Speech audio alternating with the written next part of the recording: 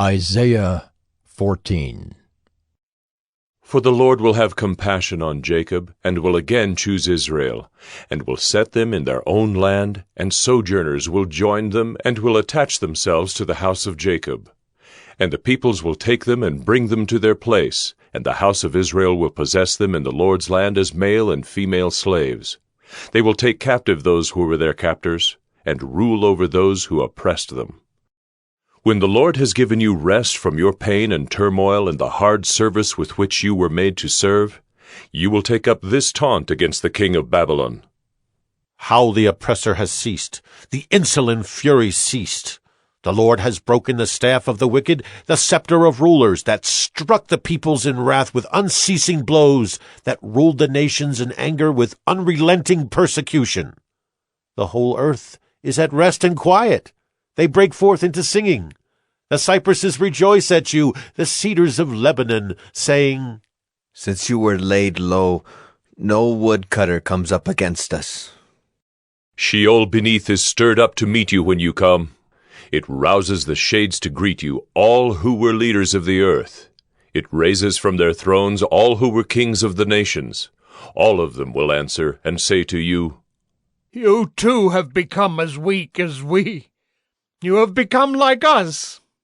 Your pomp is brought down to Sheol, the sound of your harps. Maggots are laid as a bed beneath you, and worms are your covers. How you are fallen from heaven, O day star, son of dawn! How you are cut down to the ground, you who laid the nations low! You said in your heart, I will ascend to heaven, above the stars of God. I will set my throne on high. I will sit on the Mount of Assembly in the far reaches of the north. I will ascend above the heights of the clouds. I will make myself like the Most High. But you are brought down to Sheol, to the far reaches of the pit. Those who see you will stare at you and ponder over you. Is this the man who made the earth tremble, who shook kingdoms, who made the world like a desert and overthrew its cities, who did not let his prisoners go home? All the kings of the nations lie in glory, each in his own tomb. But you are cast out, away from your grave like a loathed branch, clothed with the slain, those pierced by the sword who go down to the stones of the pit like a dead body trampled underfoot. You will not be joined with them in burial, because you have destroyed your land. You have slain your people. May the offspring of evildoers never more be named. Prepare slaughter for his sons because of the guilt of their fathers, lest they rise and possess the earth and fill the face of the world with cities.